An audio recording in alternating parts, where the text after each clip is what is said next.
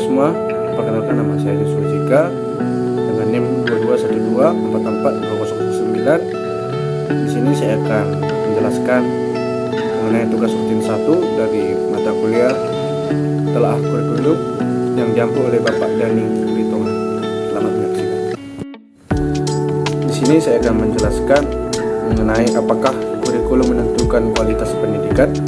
Kurikulum sangat penting untuk menentukan kualitas pendidikan suatu negara, karena di dalam kurikulum memuat 5 komponen utama, yaitu tujuan kurikulum, materi kurikulum, strategi pembelajaran, organisasi kurikulum, dan evaluasi.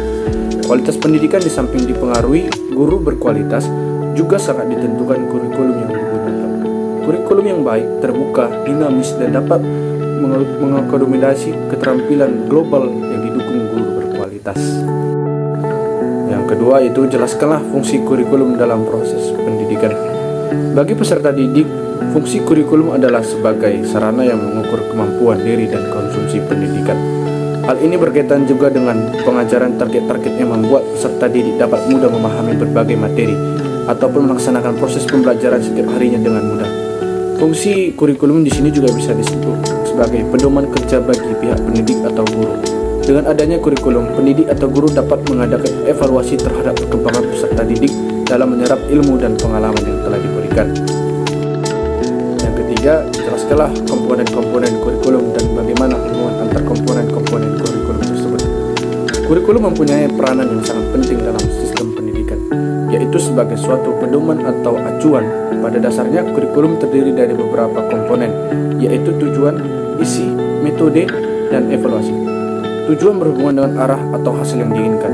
Komponen kedua yaitu isi berhubungan dengan semua pengalaman belajar yang harus dimiliki siswa, baik dari materi ataupun aktivitas yang arahnya untuk mencapai tujuan yang ditentukan. Komponen ketiga yaitu strategi dan metode merupakan komponen yang mempunyai peran penting karena berhubungan dengan implementasi kurikulum. Keempat, tujuan pendidikan di Indonesia untuk mewujudkan manusia Indonesia yang belajar. Apa maksud dari pernyataan tersebut? Jelaskan. Tujuan yang hendak dicapai adalah terwujudnya kepribadian yang mulai dari diri sebagai manusia individual dan sosial serta hamba Tuhan yang mengabdikan diri kepadanya, serta mampu mengembangkan potensi diri spiritual, keagamaan, mengenai diri, kepribadian, kecerdasan, akhlak, mulia, serta keterampilan yang diperlukan dirinya, masyarakat, bangsa dan negara. Yang kelima, kurikulum dianggap sebagai jembatan yang sangat penting untuk mencapai titik terakhir yang ditandai dengan perolehan suatu ijazah. Apa yang dimaksud dengan pernyataan tersebut? Jelaskan disertai dengan contoh. Dengan menempuh suatu kurikulum, siswa dapat memperoleh ijazah. Dalam hal ini, ijazah pada hakikatnya merupakan suatu bukti bahwa siswa telah menempuh suatu kurikulum yang berupa rencana pelajaran. Sebagaimana halnya seorang pelajar telah menempuh suatu jarak antara satu tempat ke tempat lainnya dan akhirnya mencapai finish. Dengan kata lain, suatu kurikulum dianggap sebagai jembatan yang sangat penting untuk mencapai titik akhir dari suatu perjalanan yang ditandai oleh perolehan suatu ijazah tertentu. Contohnya adalah seseorang telah menyelesaikan studi S1-nya di sebuah universitas.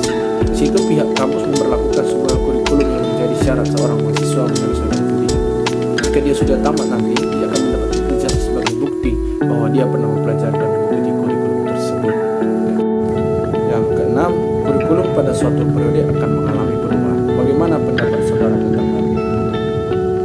Perubahan kurikulum terjadi karena mengikuti perubahan sistem politik, sosial budaya, ekonomi, dan iptek dalam masyarakat. Menurut kami, perubahan kurikulum juga terjadi karena kurikulum yang telah ada sebelumnya masih memiliki banyak kekurangan yang harus segera diperbaiki. Karena jika kurikulum tidak mengalami perubahan dan mengikuti perkembangan yang ada, maka sistem pendidikan di Indonesia pasti hanya akan menghasilkan siswa yang memiliki pengetahuan terbatas dalam menghadapi perubahan yang ada di dunia. Setiap perubahan kurikulum di Indonesia pasti memiliki tujuan tersendiri, tapi perubahan ini juga memiliki dampak positif dan negatif bagi guru yang maupun siswa. Karena guru dan siswa lain akan menjalankan dan melaksanakan kurikulum tersebut.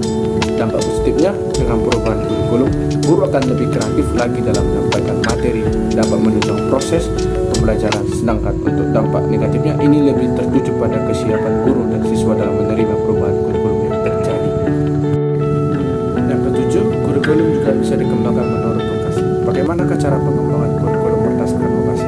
Berikan penjelasan dan contohnya. Kurikulum yang nyata, yang real hanya terdapat di tempat guru dan murid berada, yakni di sekolah atau dalam kelas. Disinilah masalah kurikulum yang sesungguhnya berada. Dalam kelas kurikulum jadi bukan hanya secari kertas. Dalam menghadapi anak dengan segala macam karakteristiknya, setiap guru akan menghadapi masalah yang tidak selalu dapat diperkirakan. Guru harus mengadakan penyesuaian. Oleh karena itu, betapapun ketat dan rincinya sebuah kurikulum, guru selalu mendapat kesempatan untuk mencoba pikir dan kreativitasnya.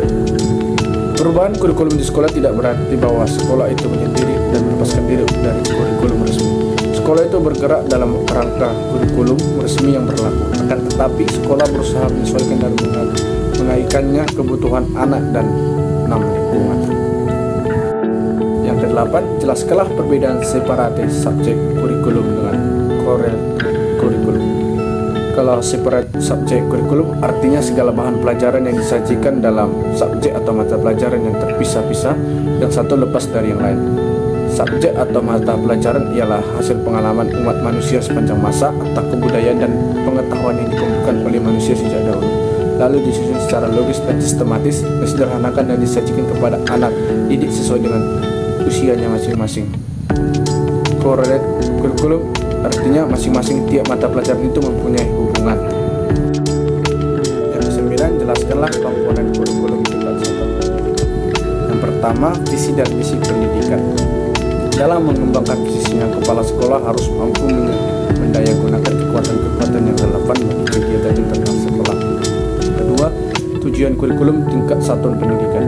Dalam pengembangan KTSP, satuan pendidikan harap mampu menyusun program peningkatan umum yang mencakup tujuan, sasaran dan target yang akan dicapai untuk program jangka pendek maupun jangka panjang. Ketiga, menyusun kalender pendidikan. Kalender pendidikan adalah pengaturan waktu kegiatan pembelajaran peserta didik selama 1 tahun ajaran. Kalender pendidikan mencakup pemulaan tahun ajaran, minggu efektif belajar, waktu pembelajaran efektif, dan hari libur. Lalu ada struktur muatan KTSP. Struktur muatan KTSP mencakup mata pembelajaran, muatan lokal, kegiatan pengembangan diri, pengaturan beban belajar, kenaikan kelas, penjurusan dan kelulusan, pendidikan kecakapan hidup, pendidikan berbasis pemburuan lokal dan global. Kelima, silabus. Silabus adalah rencana pembelajaran pada suatu dan atau kelompok mata pembelajaran atau tema tertentu yang mencakup standar kompetensi, dasar materi, pokok pembelajaran, indikator, penilaian, alokasi, waktu, dan sumber bahan atau alat belajar. Yang keenam, rencana pelaksanaan pembelajaran atau RPP. RPP adalah rencana yang menggambarkan prosedur dan pengorganisasian pembelajaran untuk mencapai satu kompetensi dasar yang ditetapkan dalam standar isi dan dijabarkan dalam silabus. Lalu yang ke-10, mengapa seorang guru harus memahami betul kurikulum yang berlaku? Guru merupakan titik sentral, yaitu sebagai ujung tombak di lapangan dalam pengembangan kurikulum.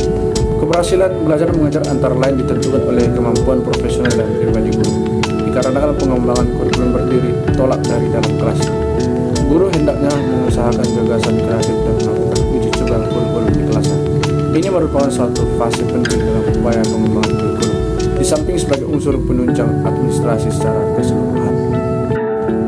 Demikianlah hasil dari presentasi tugas rutin mata kuliah telah kurikulum yang diampung oleh Bapak Dani Ritonga.